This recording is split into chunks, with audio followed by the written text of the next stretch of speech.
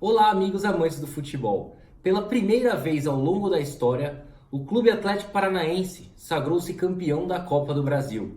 Isso graças ao triunfo do Furacão sobre o Internacional por 2-1 em pleno estádio Beira-Rio, que por sua vez recebeu um público superior a 50 mil torcedores.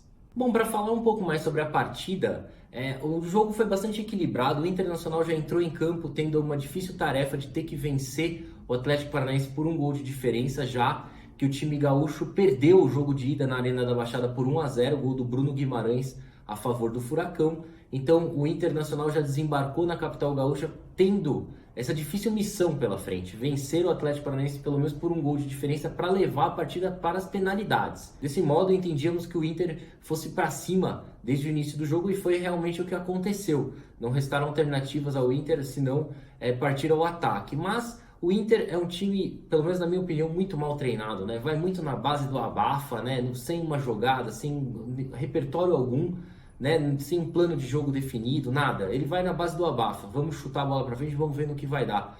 Muita bola alçada na área, muitas jogadas pelo lado de campo ali com o Nico Lopes, na minha opinião, o melhor jogador do Internacional nessa final. E foi assim que o Inter tentou buscar o primeiro gol. Mas quem fez o primeiro gol foi o Atlético Paranaense, né? Depois de segurar a pressão inicial do Internacional ali nos 20 primeiros minutos de jogo, o Furacão botou a bola no chão, começou a controlar um pouco mais a partida e depois de uma grande jogada, uma jogada bem trabalhada, ali o Atlético chegou ao primeiro gol com o Léo Cittadini, depois de uma bela jogada do Rony ali pelo lado esquerdo do campo. Ele cruzou a bola para o Léo Cittadini, que entrou como elemento surpresa na área do Inter, marcando 1-0, mas o Inter teve a competência de buscar o empate logo em seguida, aos 31 minutos, como não poderia deixar de ser, né, na base do abafa mesmo, um bololô na área ali, um bate-rebate. O Inter conseguiu marcar o gol com o Nico Lopes, depois de a bola bater no travessão, enfim. E assim terminou a primeira etapa, 1-1.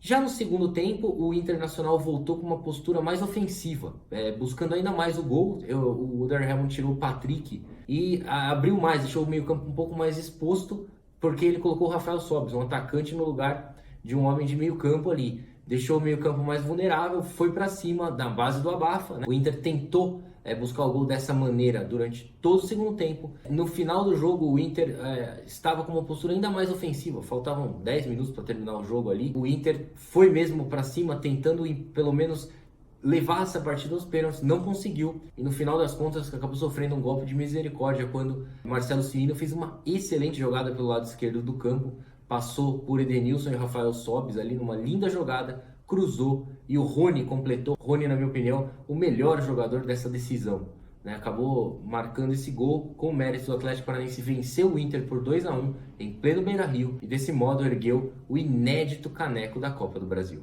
E essa façanha conquistada pelo Atlético Paranaense ganha mais notoriedade quando notamos que o Internacional não perdeu nenhum jogo atuando como mandante no Campeonato Brasileiro, por exemplo. O Inter, dos 10 jogos que disputou em casa pelo Brasileirão, soma 8 vitórias e 2 empates, tem a segunda melhor campanha como mandante no Campeonato Brasileiro, atrás apenas do Flamengo, que tem 100% de aproveitamento atuando em casa. Portanto, é muito difícil ganhar do Internacional no Beira-Rio. O Internacional tem por características somar pontos e ganhar seus jogos no Beira-Rio.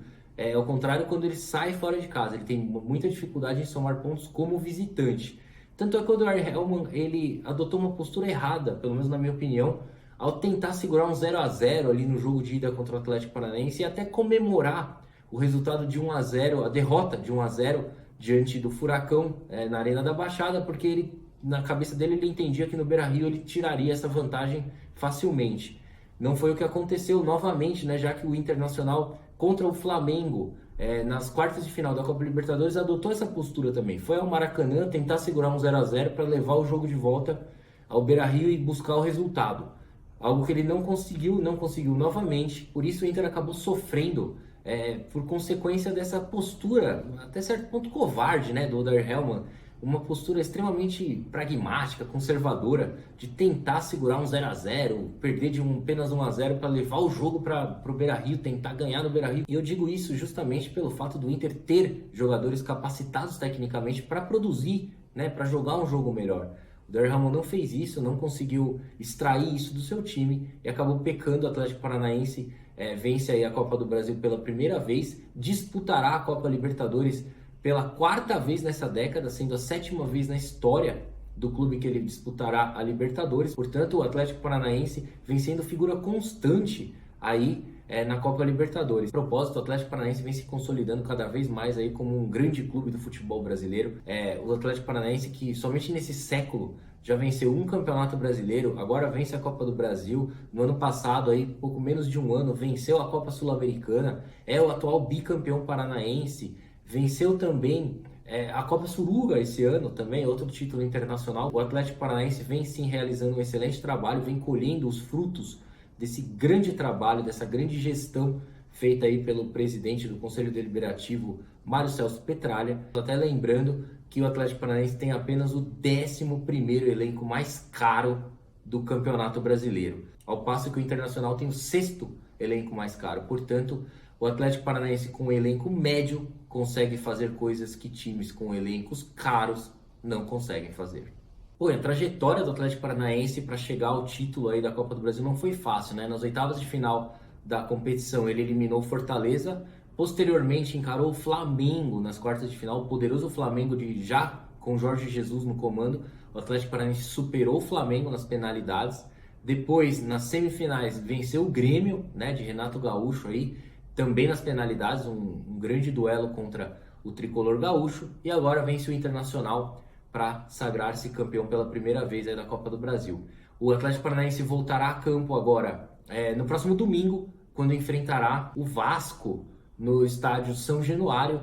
Lembrando que o Atlético Paranaense é o 11º colocado do Brasileirão, vai apenas cumprir tabela aí até o final do campeonato, já que tem a vaga da Copa Libertadores assegurada, aliás, na fase de grupos da Copa Libertadores de 2020. Enquanto isso, o Inter voltará a campo no próximo domingo, quando enfrentará a Chapecoense no estádio Beira-Rio às 11 da manhã. O Inter que segue sem vencer um título de âmbito nacional desde 1992. Isso, obviamente, descartando aí torneios regionais, ou seja, o Campeonato Gaúcho. O Internacional, que havia disputado a final da Copa do Brasil pela última vez em 2009, que havia perdido do Corinthians naquela ocasião. 10 anos depois volta a perder em pleno Beira-Rio novamente, com uma única diferença. Em 2009, Andrés D'Alessandro estava em campo, vestindo a camisa do Inter, enquanto em 2019, D'Alessandro assistiu toda a decisão do banco de reservas. O Internacional segue com o Odair Hellmann no comando, não sei por quanto tempo, já que a pressão em cima dele é muito grande, principalmente por parte da torcida colorada. É o Odair Hellmann que nunca ergueu nenhum caneco desde que assumiu o comando técnico do Inter. Bom, gente, então é isso aí. Eu vou ficando por aqui. Agradeço mais uma vez a sua atenção. Até a próxima. Tchau, tchau.